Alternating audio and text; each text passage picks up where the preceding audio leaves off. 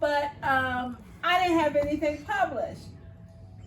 So I began a teaching career. Well, before I became a teacher, when I graduated from school, I always taught in some capacity. Even when I was in high school, I was tutoring and everything. But when I graduated from high school, I realized teachers were underpaid, underappreciated, and overworked. So I went to college to become a lawyer. My major was criminal justice. But during my sophomore year, I disliked that intensely. So I majored in, I wanted to be an OBGYN. And after studying that for, I'll say a year and a half, I changed my major to become a psychologist because I was going to go to medical school to become a psychiatrist. But during that time when I graduated from Hampton University, yay! Home by the sea! I'm a Hamptonian. We had the Persian Gulf War going on, and it wasn't a good time to go. So I'm glad that things worked out. The Lord knows. The Lord knows, because I worked for battered women for about 6 years, and while I was doing that, I also worked for City Corp. So I had 2 jobs. And in the meantime, while I was working, I went back to school to get my master's, and guess what?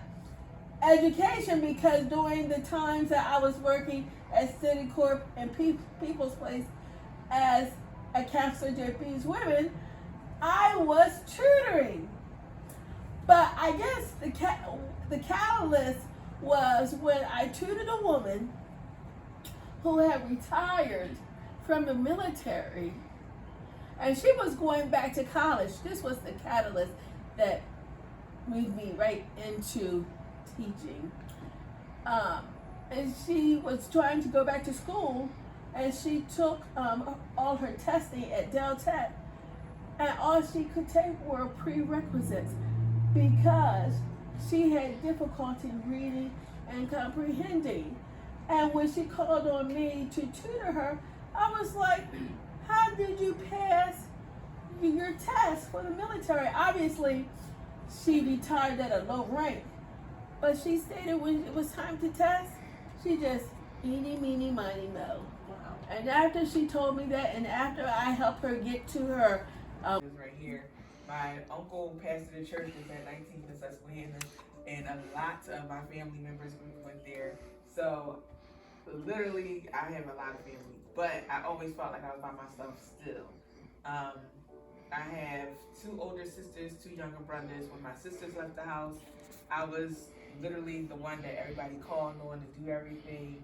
But I felt like I got overlooked because my brother broke his leg. We're a year apart, and he broke his leg every year. Like literally from the time he was 9 till he was in high school. And it was because he found out he had an issue that messed up his bone.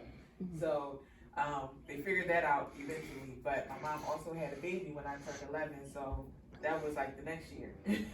So then I had to help with the baby. I got to help with him, and then I still got to have straight A's. I still got to go to school. I still got to be this great person. And I think by that time I'm 13. So it's a lot of pressure for a 13-year-old, but I always smiled. I was always laughing. I found my own relationship with God early. So I had that secret place, but I also found books. I found my own way of writing and telling my story to God. I couldn't talk to anybody, so I would tell it to him. I won't tell her what she does, but I liked a lot of novels. My god sister put me onto a lot of Philadelphia authors as well. So I would read a lot of books to myself, but I still had the mindset I'm going to be a lawyer. So no matter what happened in my life, I bounced back really fast because I'm like, well, I'm not going to stay here long. I'm going to go to college. I'm going to become a lawyer, whatever. So I went to college and Wesley in Delaware. And then I got engaged to my oldest daughter's dad. And then when that relationship ended, it kind of crushed me. Well, let's start before that. I got pregnant after I got engaged, so we weren't married. And that crushed me because, as I said, I was a Christian my whole life, and that's not how we do things. So because my life didn't wind up the way it was supposed, well, I thought it was supposed to go.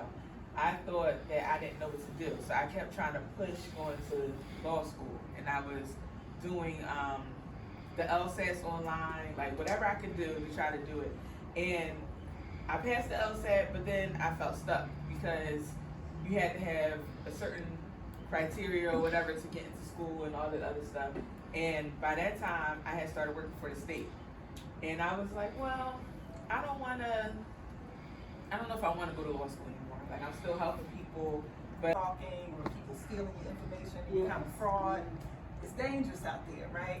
So when I became an author and I started sharing my story and sharing my social media and my image everywhere, I decided that I would use pseudonym just to kind of protect myself a little bit, protect my family a little bit.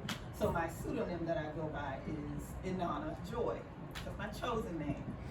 Now, Inanna was an ancient goddess of love and war. So you still get that sort of two-sided, double-edged sword type thing going on. And I chose a name like that to go with the joy aspect because I always try to exude a sense of joy in everything that I do. But I also believe that there's a time and a place for everything. There's a time for love, there's a time for war. There's a time for words to create, and there's a time for words to destroy, because we need to destroy the old in order to make room for the new. So I started writing when I was younger because I had a tough upbringing. My mom and my dad had a tough relationship. My dad was a drug addict.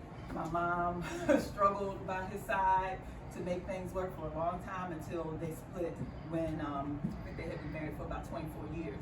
So I began journaling, and that was pretty much the start of my journey as a writer. And when I was in college, I had a lot of experiences that led to me wanting to sort of turn some of my stories and some of my creative ideas into a book. So we end up with this character named Jane Luck, who is a young woman. The first book in the Jane Luck Adventures series, what you see here, my 2 books, working on the 3rd.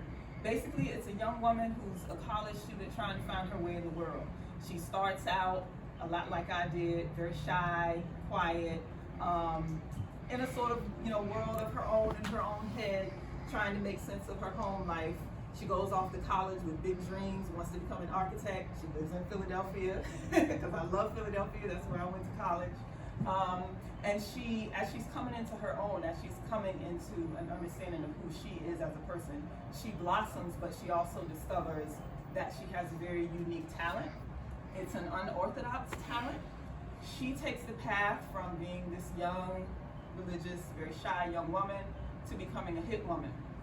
And the story outlines her path and how all of that happened. How did she go from being, this young, innocent woman to being a hired hand? Well, she ended up getting into a lot of situations that required her to fight for her life. And she recognized that there are a lot of places and situations in life and in this world that go unseen where people need help. And sometimes they need that kind of help. So that's the story of Jane Luck. I basically am on a journey of unfolding and still learning myself, still growing and changing just like everybody else here. So my path as an author is one where I look forward to having these intimate meetings and discussions.